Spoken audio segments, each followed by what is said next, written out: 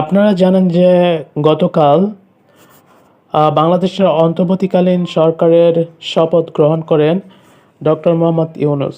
তার নেতৃত্বে ১৭ সদস্য অন্তর্বর্তী সরকারের মধ্যে দপ্তর বণ্টন করে দেওয়া হয়েছে।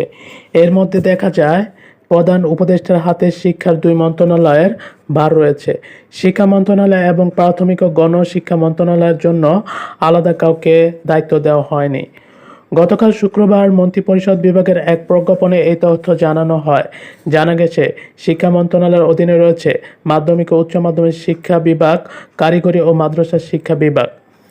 আবার এই মন্ত্রণালয়ের ও উচ্চ শিক্ষা বিভাগের অধীনে ৯টি সাধারণ শিক্ষা বোর্ড সহ রয়েছে মোট ২২টি অধিদপ্তর ও বিভাগ। সেগুলো হলো বাংলাদেশ স্কাউটস, প্রধানমন্ত্রীর শিক্ষা সহায়তা ট্রাস্ট, বাংলাদেশ মাধ্যমিক ও উচ্চ মাধ্যমিক বোর্ড, শিক্ষা বোর্ড, ঢাকা, কুমিল্লা, দিনাজপুর, যশোর, ময়মনসিংহ, রাজশাহী, বরিশাল, চট্টগ্রাম ও সিলেট মাধ্যমিক ও উচ্চ মাধ্যমিক শিক্ষা বোর্ড।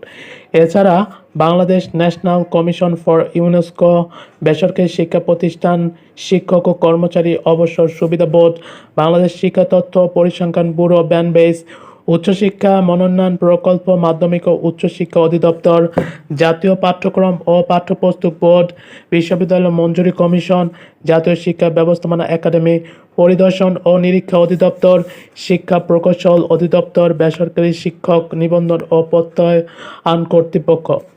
এছাড়া প্রাথমিক ও গণশিক্ষা মন্ত্রণালয়ের অধীনে একটি অধিদপ্তর সহ ৬টি বিভাগ। এগুলো হলো কারিগরি শিক্ষা অধিদপ্তর, মাদ্রাসা শিক্ষা অধিদপ্তর, বাংলাদেশ কারিগরি শিক্ষা বোর্ড, বাংলাদেশ মাদ্রাসা শিক্ষা বোর্ড, জাতীয় কম্পিউটার প্রশিক্ষণ ও গবেষণা একাডেমি, বাংলাদেশ মাদ্রাসা শিক্ষক প্রশিক্ষণ ইনস্টিটিউট। এখান থেকে মন্ত্রিপরিষদ বিভাগের প্রজ্ঞাপন অনুযায়ী এসব অধিদপ্তর ও বিভাগগুলোর নিয়ন্ত্রণ অন্তর্বর্তীকালীন সরকারের প্রধান উপদেষ্টা ডক্টর মোহাম্মদ ইউনূসের হাতে।